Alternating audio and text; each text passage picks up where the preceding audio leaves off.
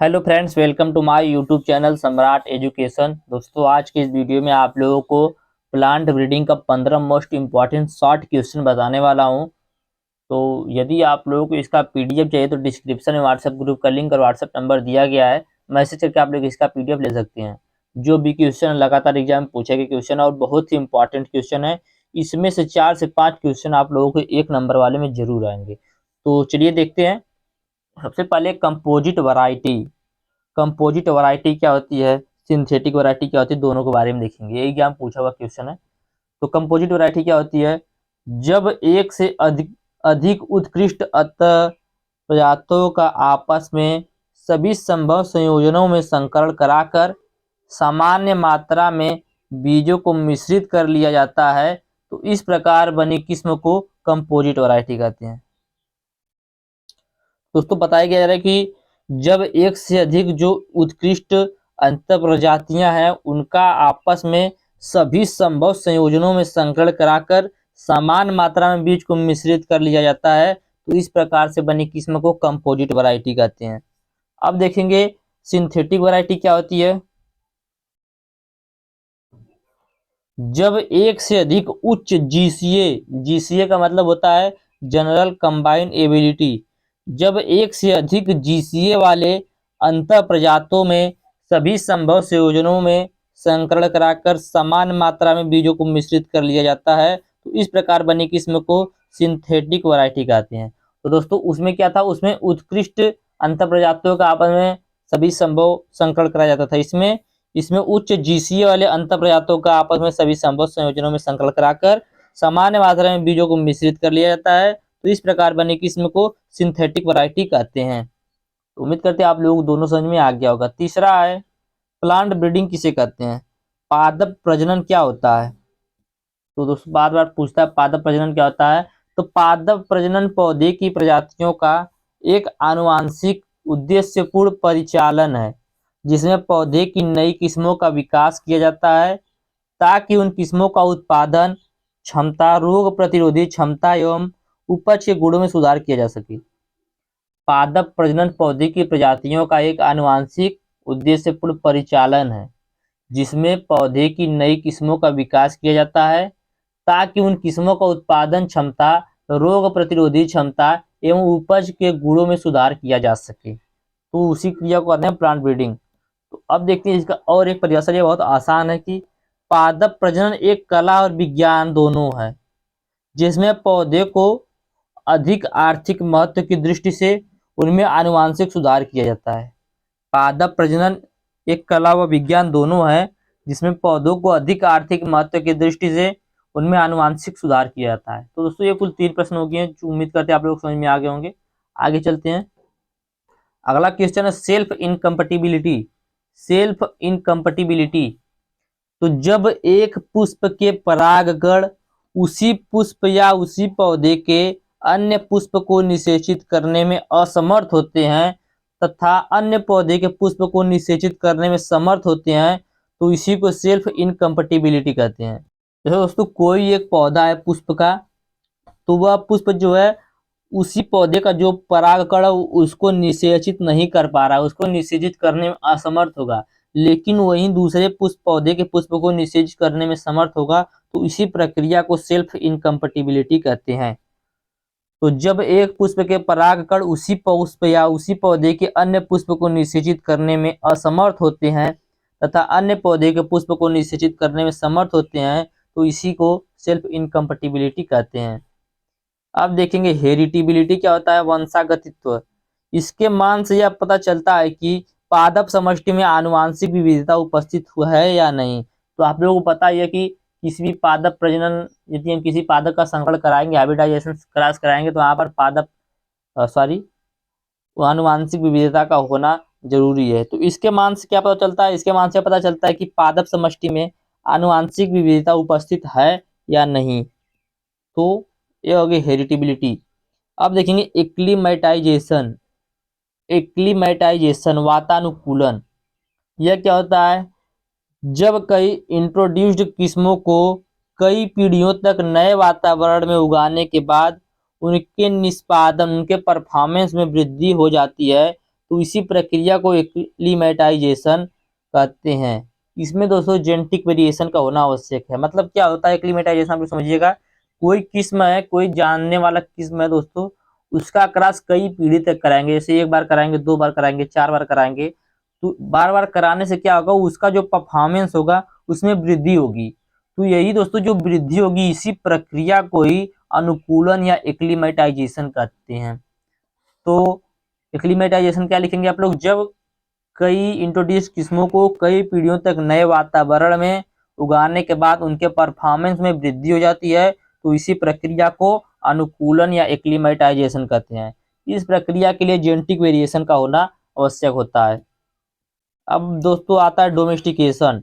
Domestication क्या होता है, तो जब किसी पादप जाति को उसके जंगली वातावरण से निकालकर ग्रामीण वातावरण में मानव की देख रेख में उगाने की प्रक्रिया को ही डोमेस्टिकेशन कहते हैं। जैसे दोस्तों कोई पादप की जाति है, वह जंगल में उग रहा है। जैसे दोस्तों मान लीजिए चावल है, पहले वो जंगल में उग रहा था, तो उसे जंगल से लाकर ग्रामीण इलाके में अपने मानव की देख रेख में या मनुष्य की देख रेख में उगाएंगे, तो इसी प्रक्रिया को डोमेस्टिकेशन कहते हैं। तो क्या था, जब किसी पादप जाति को उसके जंगली वातावरण से निकालकर ग्रामीण वातावरण में मानव की देखरेख में उगाने की प्रक्रिया को ही डोमेस्टिकेशन या ग्रामीण कहते हैं। डोमेस्टिकेशन का मतलब होता है पालतू बनाना, किसी भी चीज को पालतू बनाना। तो पादप को पालतू बना लेंगे तो उसी प्रक्रिया को कहा जाता है डोमेस्टिकेशन। इसके बाद आता है हेटेरोसिस। हेटेरोसिस क्या होता है, जब यौवन पीढ़ी किसी लक्षण में अपने पेरेंट्स, मतलब दोस्तों जो उसके दोनों पेरेंट है, दोनों जनक, उनसे उत्कृष्ट होती है, तो इसी दशा को हेटेरोसिस कहते हैं। जैसे दोस्तों हमने बताया था आप लोगों को हेटेरोसिस का, मैंने एक वीडियो बनाया था। तो जैसे ए और बी में क्रॉस कराएंगे तो ए का उपज है 30 kg और बी का उपज है 50 kg। जब दोनों का क्रॉस कराएंगे तो दोस्तों इसकी जो उपज होगी वह 35 kg हो जाएगी। तो दोस्तों इसमें एक से ज़्यादा हो रहा है और एक से कम हो रहा है, तो इसी प्रक्रिया को क्या कहा जाता है, इसी प्रक्रिया को कहा जाता है हेटेरोसिस। या दोस्तों दोनों से ज़्यादा भी होगा तो भी, जैसे मान लीजिए इसका 50 इसका 30 है, तो इसका हो जाएगा 55, तो इस प्रक्रिया को भी हेटेरोसिस ही कहेंगे। तो हेटेरोसिस क्या होता है, जब यौवन पीढ़ी किसी लक्षण में अपने पेरेंट दोनों जनकों से उत्कृष्ट होती है, तो इसी दशा को हेटेरोसिस कहते हैं। आगे चलते हैं, हाइब्रिडाइजेशन। दो भिन्न जीनोटाइप वाले पौधे या किस्म में से किसी एक किस्म मेल पेरेंट का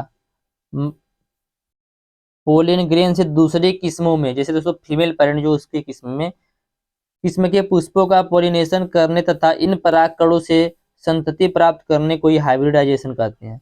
तो हाइब्रिडाइजेशन क्या होता है, जब दो भिन्न जीनोटाइप वाले पौधे या किस्मों में से किसी एक किस्म के पोलन ग्रेन से दूसरे किस्म में या दूसरे किस्म के पुष्पों का पोलिनेशन करने तथा इससे परागकणों से संतति प्राप्त करने की क्रिया को ही हाइब्रिडाइजेशन या संकरण कहते हैं। अगला दोस्तों है जेनेटिक वेरिएशन, आनुवांशिक विविधता। जेनेटिक वेरिएशन क्या होता है, तो किसी भी लक्षण में उपस्थित वह भाग जो आनुवांशिक कारणों से उत्पन्न होता है, जेनेटिक वेरिएशन कहलाता है। किसी भी लक्षण में उपस्थित वह भाग जो आनुवांशिक कारणों से उत्पन्न होता है, उसे जेनेटिक वेरिएशन कहते हैं। पादप प्रजनन में केवल जेनेटिक वेरिएशन का ही उपयोग किया जा सकता है। पादप प्रजनन में केवल जेनेटिक वेरिएशन का ही उपयोग किया जा सकता है। किसी भी फसल के सुधार में या कैरेक्टर के सुधार में जेनेटिक वेरिएशन होना अनिवार्य होता है या आवश्यक होता है। तो दोस्तों ये हो गया जेनेटिक वेरिएशन। जेनेटिक वेरिएशन क्या होता है, किसी भी लक्षण में उपस्थित हुआ भाग जो आनुवांशिक कारण से उत्पन्न होता है, उसे जेनेटिक वेरिएशन कहते हैं। आगे चलते हैं, अगला क्वेश्चन है म्यूटेशन ब्रीडिंग। म्यूटेशन ब्रीडिंग का होता है दोस्तों, जब किसी पौधे के किसी लक्षण में आकस्मिक व वंशागत परिवर्तन होता है, तो इसे उत्परिवर्तन कहते हैं। जब किसी पौधे के किसी लक्षण में आकस्मिक व वंशागत परिवर्तन होता है, तो इसे उत्परिवर्तन कहते हैं। तो म्यूटेशन ब्रीडिंग भी आप लोग समझ गए होंगे। आप चलते हैं आगे, बल्क और पेडिग्री मेथड दोस्तों आप लोगों ने पढ़ा होगा, तो इन दोनों में अंतर बताना है। तो बल्क और पेडिग्री मेथड में क्या अंतर है, तो चलिए देखते हैं। तो यहाँ पर करेक्टर दोस्तों इसका है, यहाँ पर पेडिग्री मेथड है, यहाँ पर बल्क मेथड है। तो जो पेडिग्री मेथड है उसमें नई किस्म प्राप्त करने में 11 से 12 वर्ष का समय लगता है, और जो बल्क मेथड है उसमें दोस्तों 15 वर्ष से भी ज़्यादा लग जाता है। अब आता है वंशावली रिकॉर्ड रखना। तो दोस्तों जो पेडिग्री मेथड होता है इसमें वंशावली रिकॉर्ड रखना अनिवार्य होता है, और जो बल्क मेथड होता है इसमें कोई ज़रूरत नहीं होती है। जो दोस्तों पेडिग्री मेथड होता है इसमें नेचुरल सिलेक्शन की भूमिका नहीं होती है, लेकिन बल्क मेथड में जेनेटिक कंपोजिशन में जो चेंज होता है उसमें इसकी उपयोगिता पड़ती है। अगला पॉइंट है, जो पेडिग्री मेथड होता है इसमें पॉपुलेशन साइज छोटा होता है और बल्क मेथड में पॉपुलेशन साइज बड़ा होता है। जो पेडिग्री मेथड होता है दोस्तों इसमें पादप को उपयुक्त दूरी पर उगाते हैं जिससे एकल पादप चयन किया जा सके, और बल्क मेथड में व्यापारिक विधि की भांति उगाते हैं इसलिए घना उगाते हैं। अगला है दोस्तों F2 के बाद की पीढ़ियों को उगने की विधि। तो दोस्तों जो पेडिग्री मेथड होता है इसमें सिंगल प्लांट सिलेक्शन करके सिंगल प्रोजनी रो उगाई जाती है, और जो बल्क मेथड होता है इस विधि में बल्क के रूप में उगाते हैं।